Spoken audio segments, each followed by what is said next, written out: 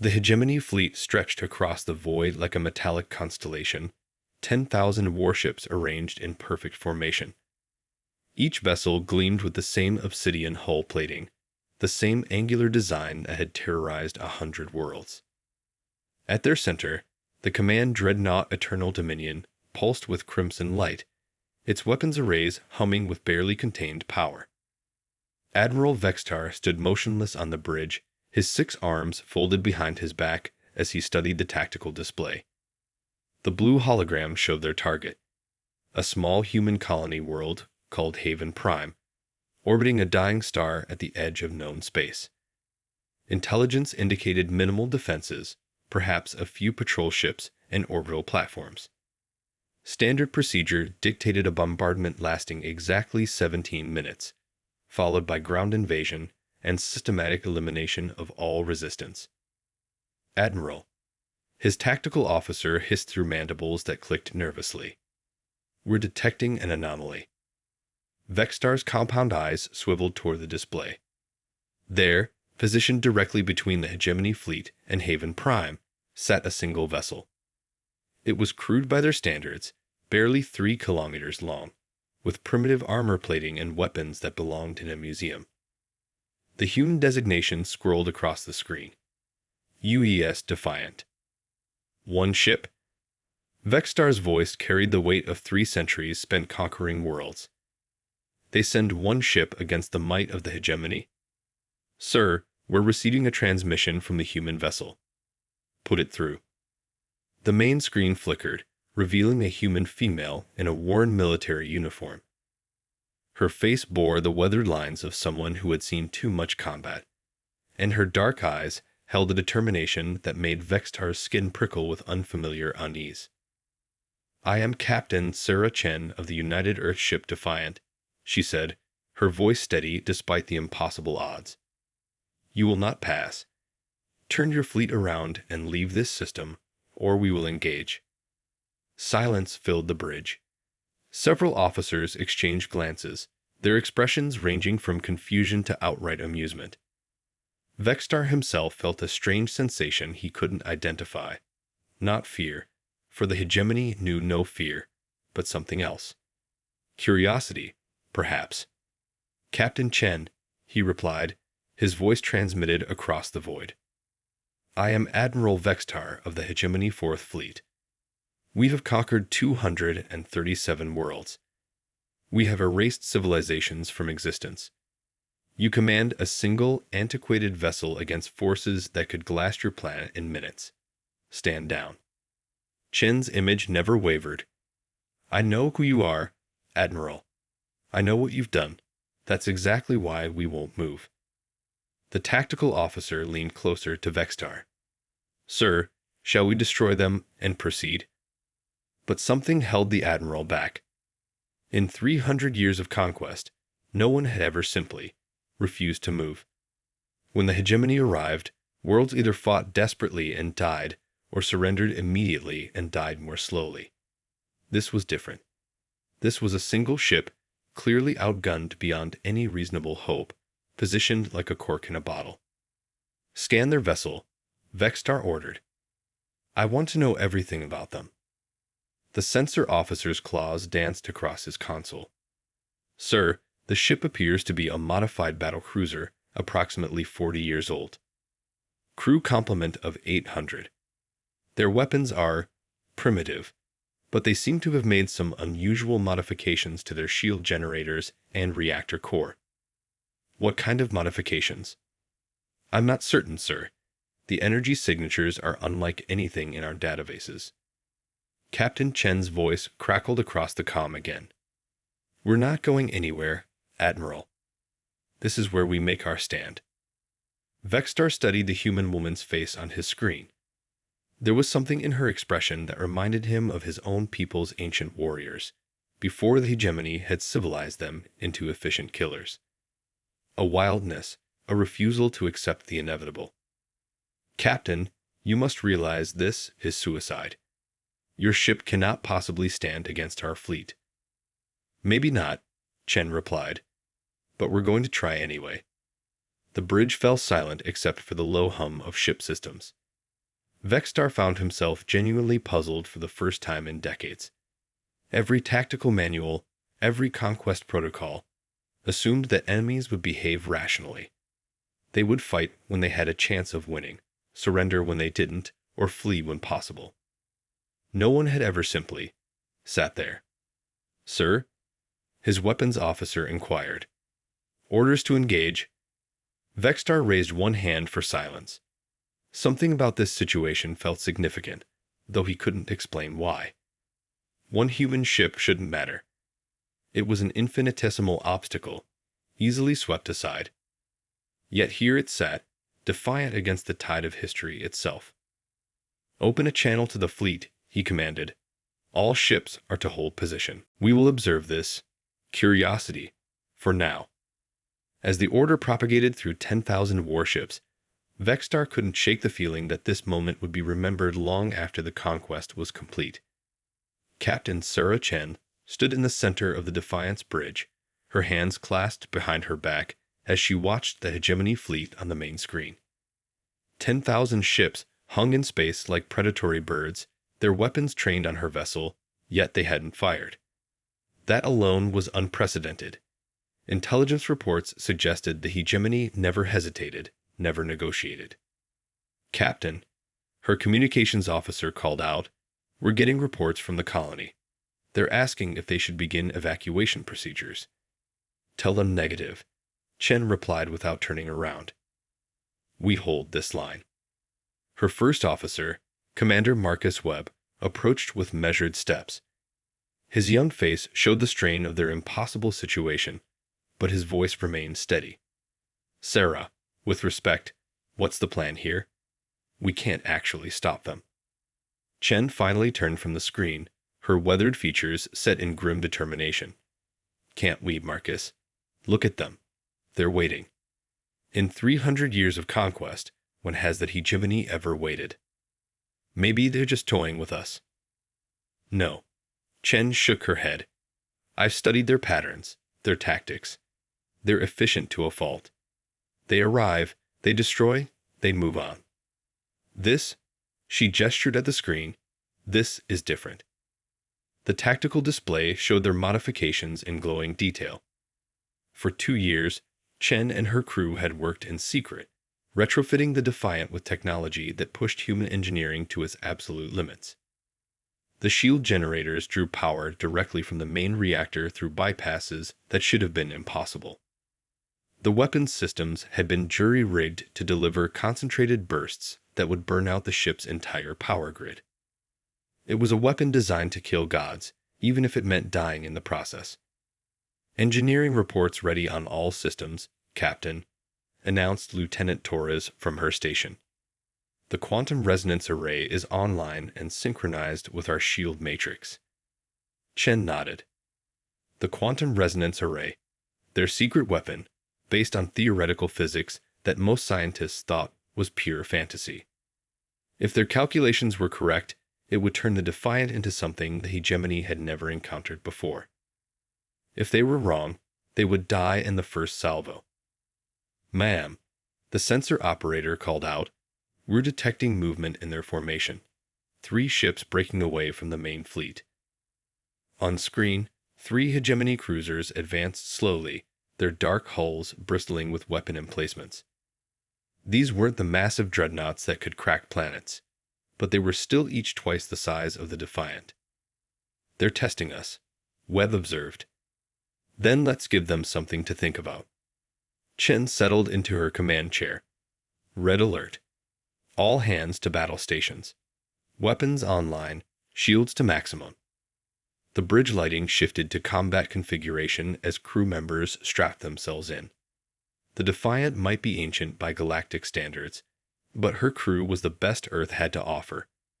Volunteers who had known this was a one-way mission from the beginning. The lead hegemony cruiser opened fire.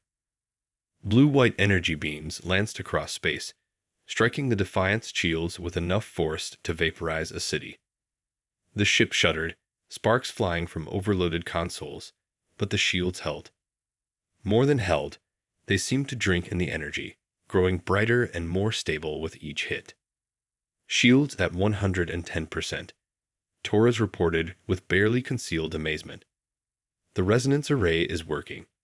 We're converting their energy into additional defensive power. On the hegemony ships, Chen could imagine the confusion. Their sensors would be showing impossible readings, shields that grew stronger under fire instead of weaker. Return fire, she ordered. Target the lead cruiser's weapons array. The Defiant's main guns spoke with a voice like thunder. The concentrated beam that emerged was unlike anything in human military history. A focused lance of energy that seemed to bend space around it. It struck the hegemony cruiser's forward section and simply erased it, leaving behind a sphere of vacuum where armor and weapons had been. The alien ship tumbled away, streaming atmosphere and debris. The other two cruisers immediately opened fire with everything they had. The Defiant vanished in a storm of energy as dozens of weapons struck simultaneously. But when the light faded, the human ship remained, its shields now blazing with captured power. "Impossible," came Admiral Vextar's voice over the comm. "What technology is this?" Chen smiled grimly. "Something we learned from studying your conquests, Admiral. Every civilization you've destroyed taught us a little more about how to hurt you." She keyed the ship-wide intercom. "All hands, this is the captain. Today we stand against the darkness that has swallowed 100 worlds. Today we show them that humanity does not go quietly into extinction. Today we make them remember that some things are worth dying for." The second hegemony cruiser exploded as the Defiant's weapons found its reactor core. The third turned and fled back to the main fleet. In the silence that followed, Chen stared at the massive armada still hanging in space before them. They had won a skirmish, but the real battle hadn't even begun. Admiral Vextar paced the length of his command bridge, his 6 arms moving in agitated patterns that betrayed his inner turmoil. The tactical hologram showed the wreckage of 2 cruisers drifting in space, their hulks testament to something that should have been impossible. In 3 centuries of conquest, hegemony ships had never been destroyed so effortlessly. "Analysis," he demanded. His science officer, a thin creature with pale skin and bulbous eyes, manipulated the holographic display. "Admiral, the human vessel appears to be using some form of energy conversion technology. Our weapons fire is being absorbed and redirected back through their defensive systems. How is this possible? Human technology is primitive, centuries behind our own." "Sir," the communications officer interrupted, "we're receiving a transmission from the High Command. They're demanding an immediate status report." Vextar's mandibles clicked in annoyance. The High Command had ruled the hegemony for 1,000 years, their word absolute throughout the Empire. They did not tolerate delays, especially not from a simple mop-up operation in the outer spiral. "Put them through." The main screen shimmered, revealing the angular face of Supreme Overlord Kethrim. Her scared features spoke of countless battles, and her eyes held the cold certainty of absolute power. "Admiral Vextar," her voice carried the weight of authority that had crushed star systems. "You were to have completed the conquest of this sector 6 hours ago. Why do my sensors still detect resistance? Supreme Overlord, we have encountered an anomaly. A single human vessel with technology we do not understand." Kethrim's expression didn't change, but the temperature on the bridge seemed to drop several degrees. "One ship, Admiral. You command the 4th Fleet, 10,000 of our finest warships, and you are delayed by 1 ship. Supreme Overlord, this vessel has destroyed 2 of our cruisers and shows capabilities that—" "I care nothing for excuses."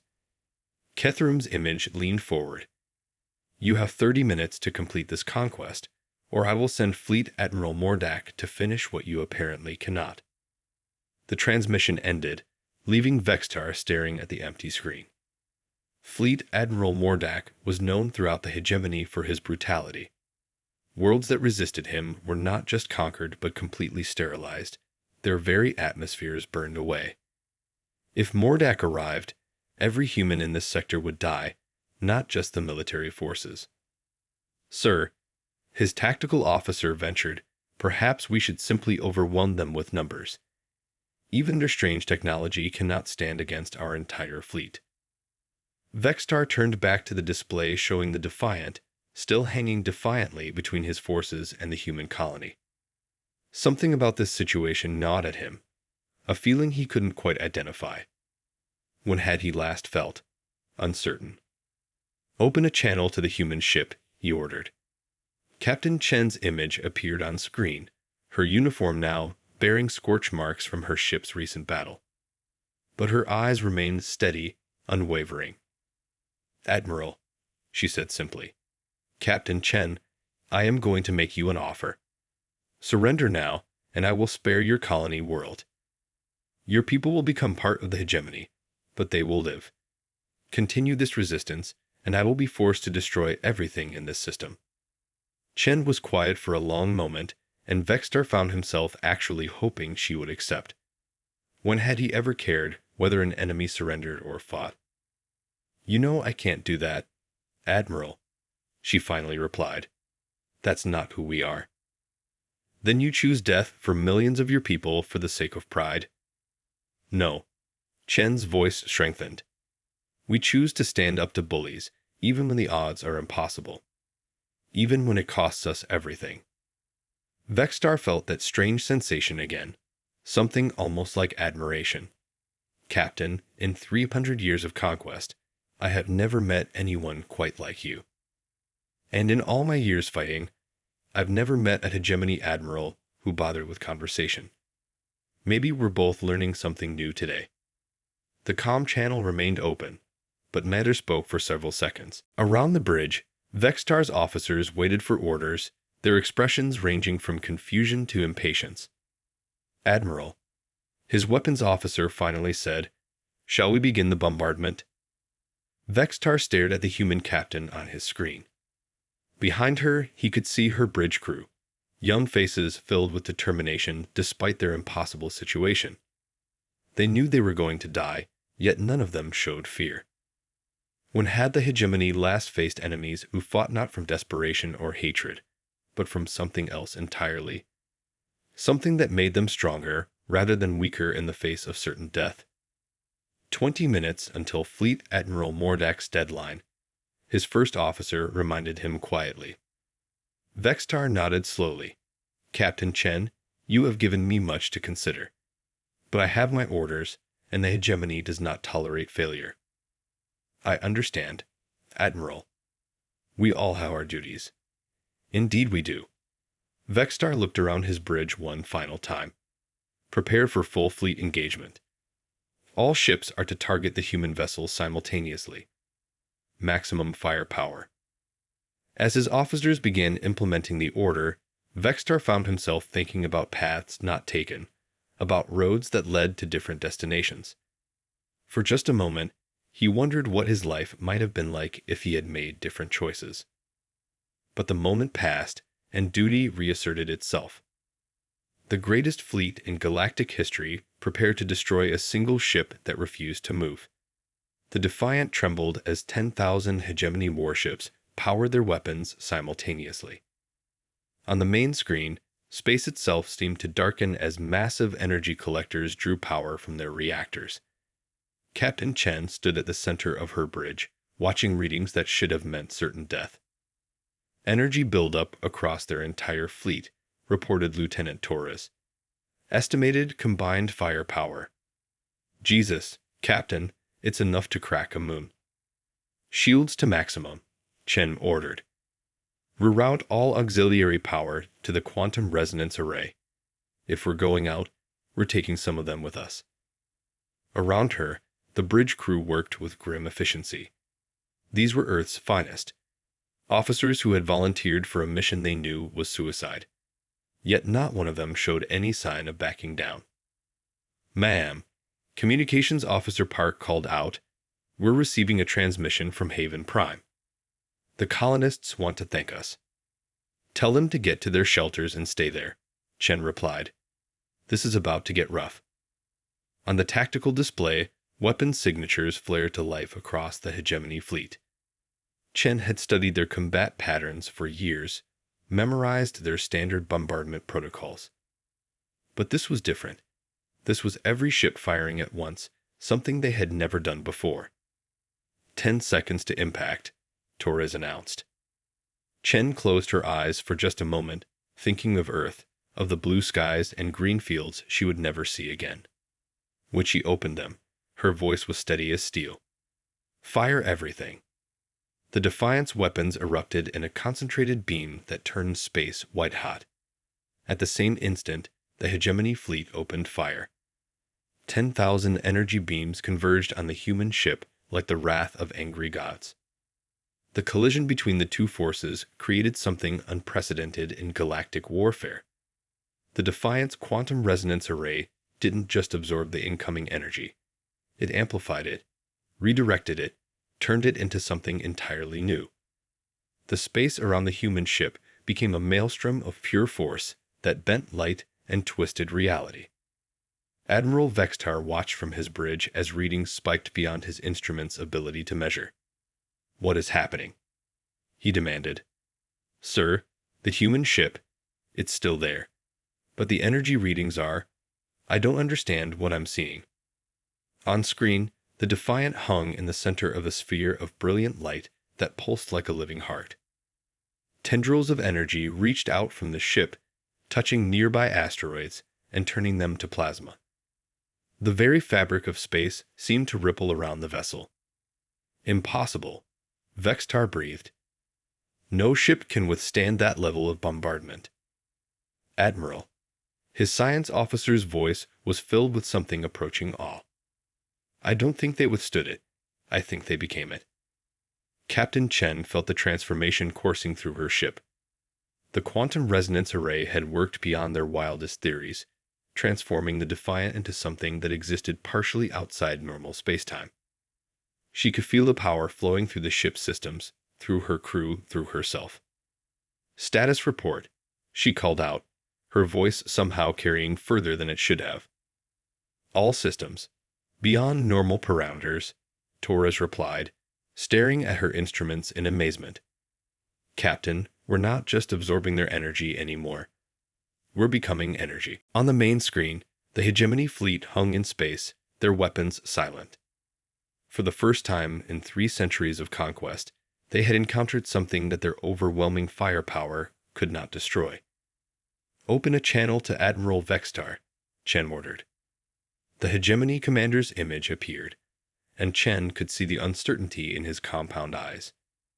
This was a being who had conquered hundreds of worlds, yet he looked almost frightened. "Admiral," Chen said, her voice carrying harmonics that seemed to resonate in dimensions beyond the physical. "Your move." Vextar stared at the transformed human ship. His instruments showed readings that violated every law of physics he understood. The Defiant had become something unprecedented, a fusion of matter and energy that shouldn't have been possible. "What have you become?" he asked quietly. "Something you created," Chen replied. "Every world you've conquered, every civilization you've destroyed, they all left echoes in the quantum foam. We learned to listen to those echoes, to understand what you were really doing. You weren't just killing people, Admiral. You were unraveling the very structure of space-time with your weapons." The science officer leaned close to Vextar. "Sir, if she's correct, then our bombardments have been creating quantum instabilities throughout the galaxy. The cumulative effect could tear reality apart," Vextar finished. The full horror of what the Hegemony had been unknowingly doing began to dawn on him. "How long have you known?" "Long enough to build this," Chen gestured to her transformed ship. "Long enough to realize that someone had to make a stand. Not just against your fleet, Admiral, but against what your fleet represents." Around the bridge, Vextar's officers exchanged uncertain glances. They had been trained to conquer and destroy, not to confront the philosophical implications of their actions.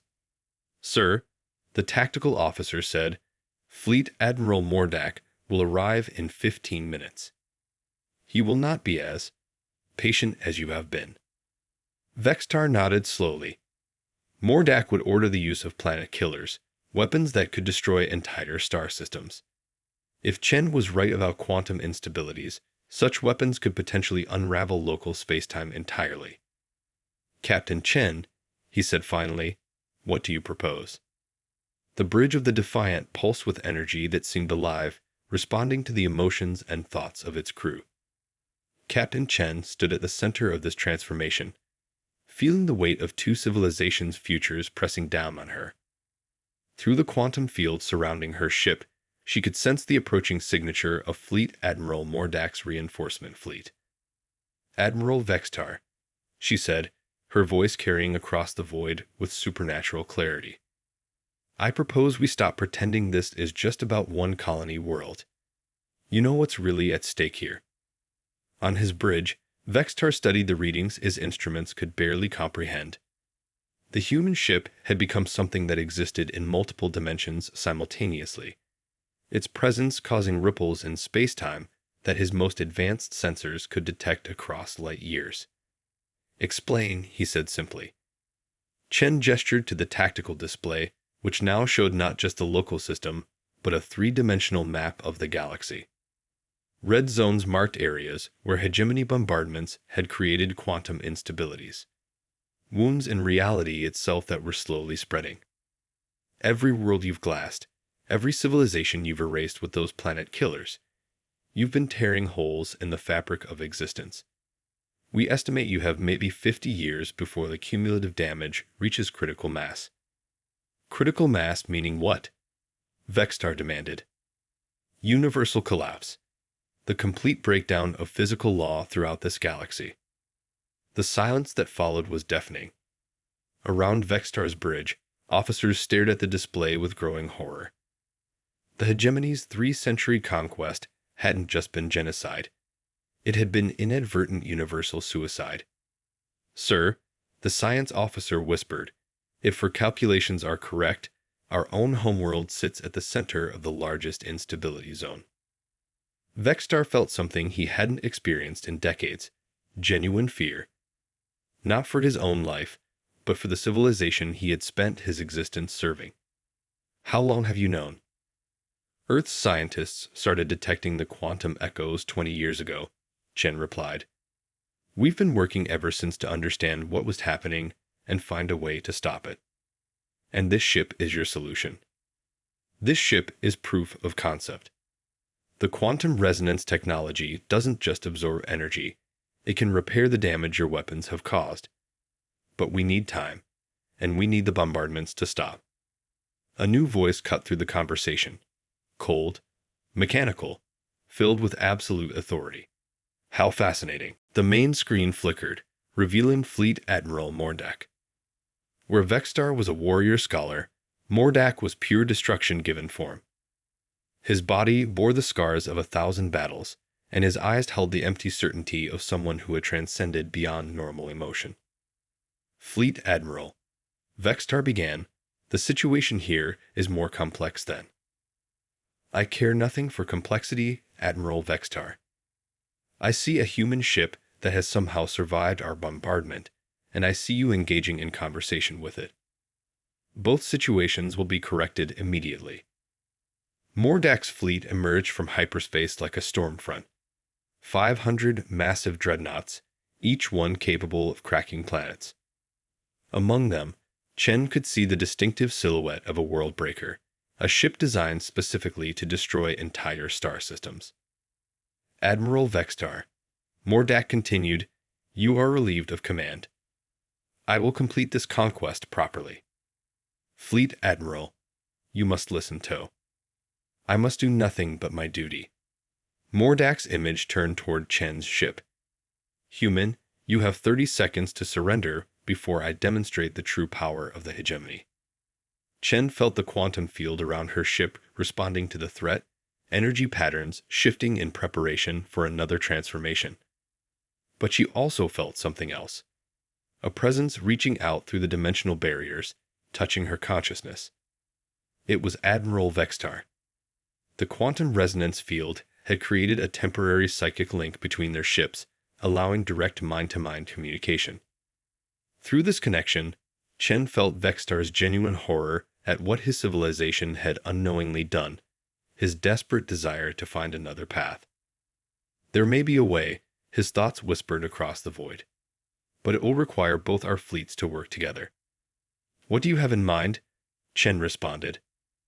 Mordak's Worldbreaker.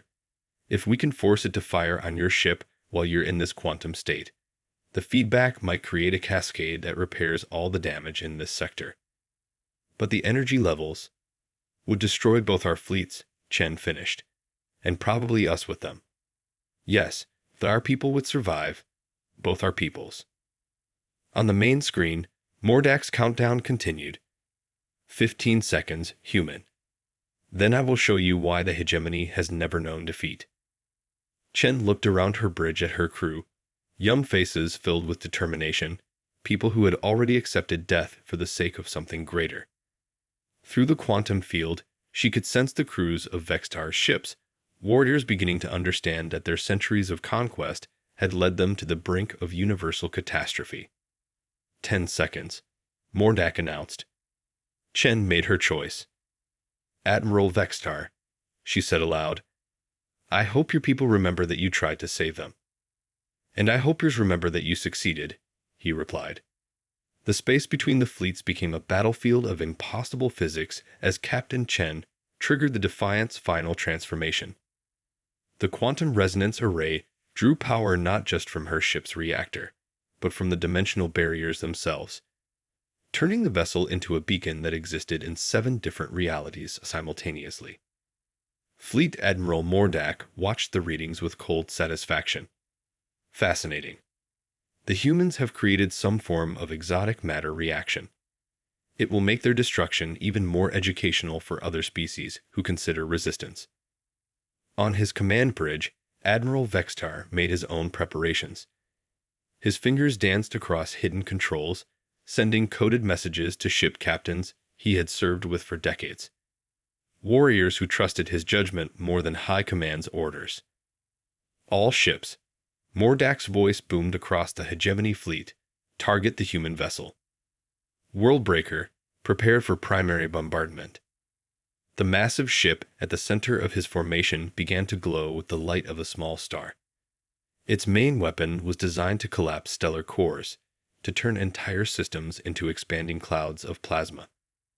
Against a single ship, even one transformed by exotic physics, it should have been absolute overkill. Chen felt the weapon powering up through her enhanced senses. The Worldbreaker's energy signature was like staring into the heart of creation itself, beautiful and terrible beyond human comprehension. All hands, she announced across her ship, this is it. Thank you for everything. Around her, the bridge crew remained at their stations. Lieutenant Torres smiled with tears in her eyes. Commander Webb saluted with parade ground precision. Communications Officer Park whispered a prayer in 3 languages. Worldbreaker firing, reported Mordak's weapons officer. The beam that erupted from the massive ship was not merely energy. It was the fundamental force that held atoms together, weaponized and directed. It struck the Defiant at the moment Chen pushed her quantum resonance array beyond every safety limit. Reality screamed. The collision between universal destruction and universal repair created something that had never existed before. A quantum cascade that spread outward at faster than light speeds, touching every damaged point in local spacetime and healing it. But the energy requirements were staggering. Admiral Vextar felt his ship beginning to dissolve as the cascade drew power from everything within range. Around him, officers looked up from their stations with expressions of wonder rather than fear. Through the quantum field, they could sense what was happening. The universe itself being repaired, made whole again. Sir, his science officer said with his last breath, it's working. The instabilities are collapsing. Reality is healing. Mordak's fleet tried to retreat, but there was nowhere to run from a phenomenon that existed in multiple dimensions. One by one, the great dreadnoughts became streams of pure energy, their matter converted to power the cascade that was saving the galaxy. On Haven Prime, Colonists emerged from their shelters to see the sky filled with aurora, the visible manifestation of space-time knitting itself back together. Across the galaxy, scientists detected the quantum echoes reversing, centuries of damage being undone in moments. Captain Chen felt herself beginning to fade as the Defiant completed its transformation from matter to energy to something beyond both. Through the cascade, she could sense Admiral Vextar's consciousness, still fighting to maintain the reaction that would save both their civilizations. Was it worth it? His thoughts reached her across dissolving dimensions. Ask me in 1,000 years, she replied, when our grandchildren are exploring stars that still exist because of what we did here. The cascade reached its peak, touching damaged space-time across half the galaxy and healing it in an instant. Then, as suddenly as it had begun, the phenomenon collapsed in on itself, leaving behind silence. Empty space where two great fleets had once faced each other. But across the galaxy, on 1,000 worlds, children looked up at skies that no longer flickered with quantum instabilities. On Earth, scientists detected the sudden disappearance of dimensional tiers that had threatened reality itself. In the heart of hegemony space, philosophers and priests began to ask questions about the true cost of endless conquest. The war was over. Not because one side had defeated the other, but because two individuals had chosen to sacrifice everything to save everyone else. In the void where the Defiant and Vextar's fleet had made their final stand, a small monument appeared, a crystalline structure formed from the quantum echoes of their sacrifice. It would orbit Haven Prime forever, a reminder that sometimes the greatest victories come not from destroying your enemies, but from finding the courage to save them along with yourself. On worlds throughout both human and hegemony space, storytellers would speak of the day two fleets met in battle and chose to save the universe instead. They would tell of a human captain who refused to move, and an alien admiral who learned that some things were more important than duty. And in the vast silence between stars, reality itself hummed with a new stability, whole again after centuries of damage. The conquest was over. The healing had begun. The memorial garden on Haven Prime stretched across rolling hills that had once been scorched by weapon fire during the colony's early years. Now, native flowers bloomed in careful patterns around crystalline monuments, their petals catching the light of the system's dying star and throwing rainbows across the peaceful landscape. Dr. Elena Vasquez knelt beside a small headstone, placing fresh flowers beneath the inscription. Commander Marcus Webb. He stood when others could not. Her weathered hands trembled slightly as she arranged the blossoms. 10 years had passed since the convergence, as historians had named that final battle, but the memories remained sharp as broken glass. She had been a junior communications officer aboard the Defiant, barely 25 years old, when Captain Chen made the choice that saved two civilizations. Elena was one of only 12 crew members who had been in the ship's quantum-shielded sections when the cascade began, protected from the dissolution that claimed the rest. "The children are asking about her again," said a voice behind her. Elena turned to see Dr. James Park, formerly Communications Officer Park, now director of the Chen Institute for Quantum Studies.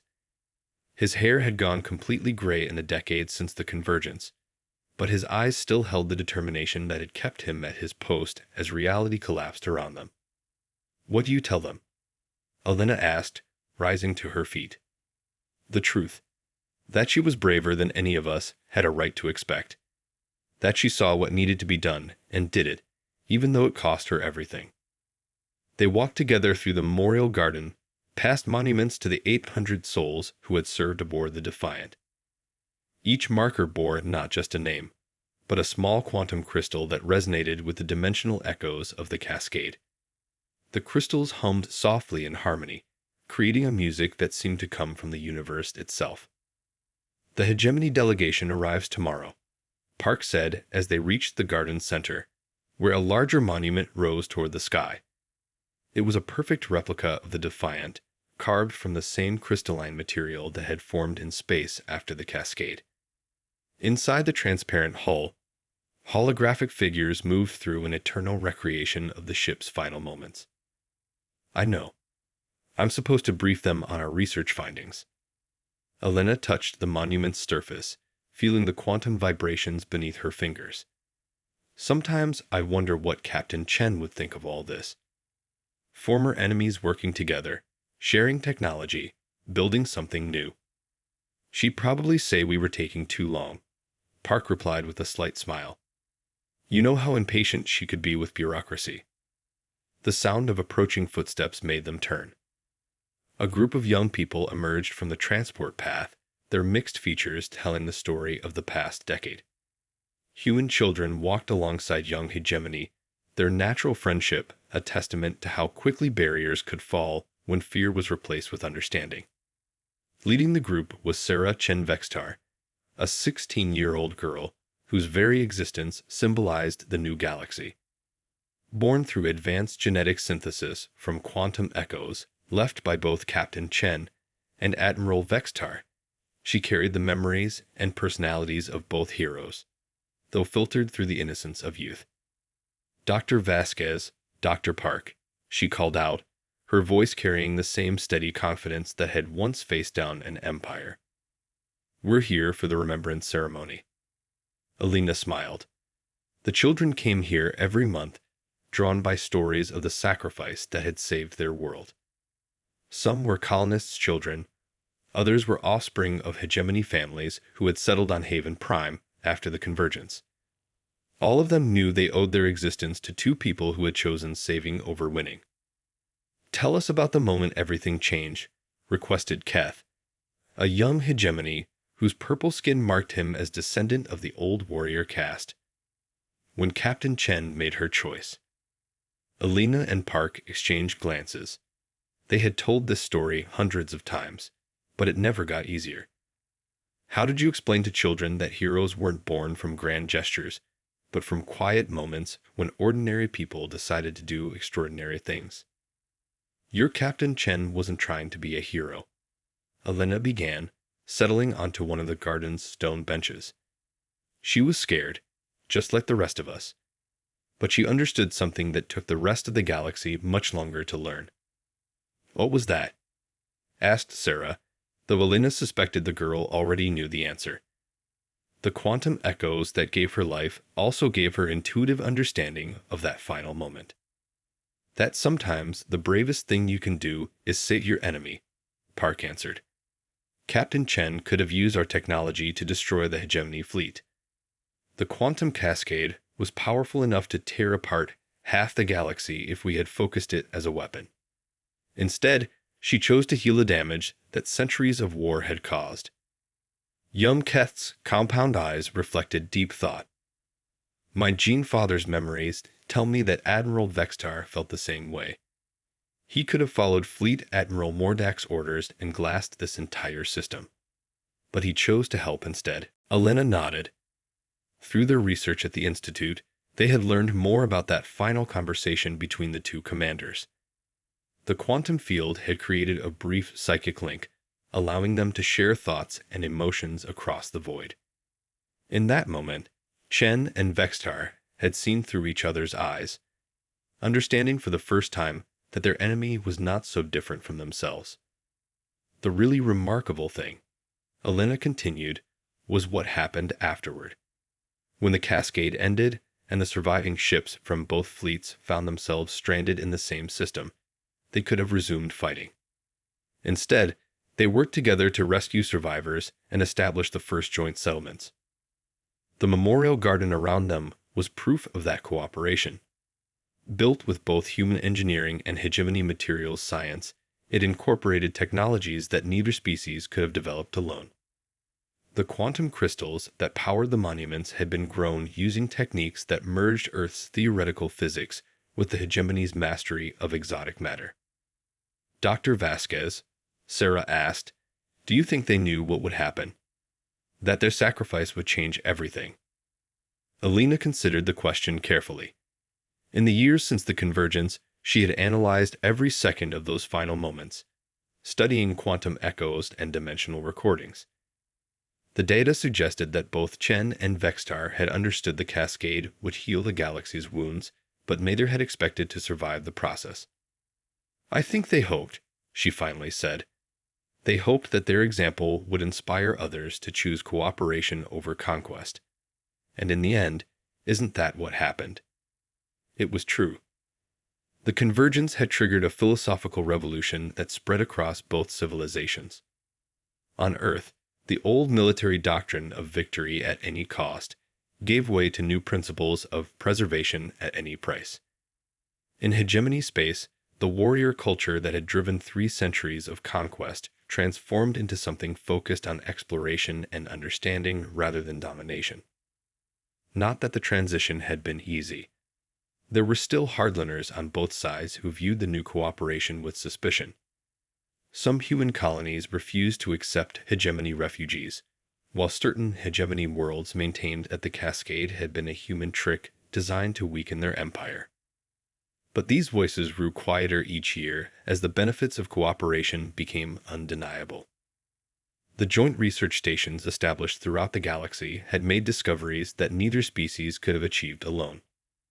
Quantum healing technology, developed from studying the cascade, had eliminated genetic diseases and extended lifespans for both humans and hegemony. Dimensional engineering, combining human creativity with hegemony precision, had opened doorways to entirely new forms of space travel. Most importantly, the shared experience of nearly losing everything had created bonds that transcended species boundaries. Children like those gathered in the memorial garden thought nothing of having friends whose skin was purple or whose eyes were compound. To them, the old divisions seemed as ancient and irrelevant as the tribal conflicts that had once plagued humanity's homeworld. The delegation from New Hegemony arrives tomorrow. Park reminded Elena as the children began to disperse, heading back to their mixed species schools and integrated communities. "Are you ready for the presentation?" Elena nodded, though part of her dreaded the formal ceremony. Tomorrow would mark the 10th anniversary of the convergence, and representatives from both civilizations would gather to sign the final treaty that would officially end the old hostilities. It should have been a moment of celebration, but she couldn't shake the feeling that something was missing. "I wish they could be here to see it," she said quietly, looking up at the monument to the Defiant. Captain Chen, Admiral Vextar, all the people who gave their lives to make this possible. Sarah Chen Vextar paused in her departure, turning back with the sort of knowing smile that sometimes made Elena forget the girl was only 16. "Who says they're not here?" Before Elena could ask what she meant, Sarah pointed to the quantum crystals embedded throughout the memorial garden. As the system's star set behind the hills, the crystals began to glow more brightly, their harmonic resonance creating a symphony that seemed to pulse with living consciousness. The cascade didn't just heal the galaxy, Sarah explained, her voice carrying echoes of deeper understanding. It left imprints of everyone who participated. Every time we use quantum technology, every time we make a choice to cooperate instead of fight, we're channeling their sacrifice into something greater. Elena felt tears on her cheeks as the truth of those words settled into her heart.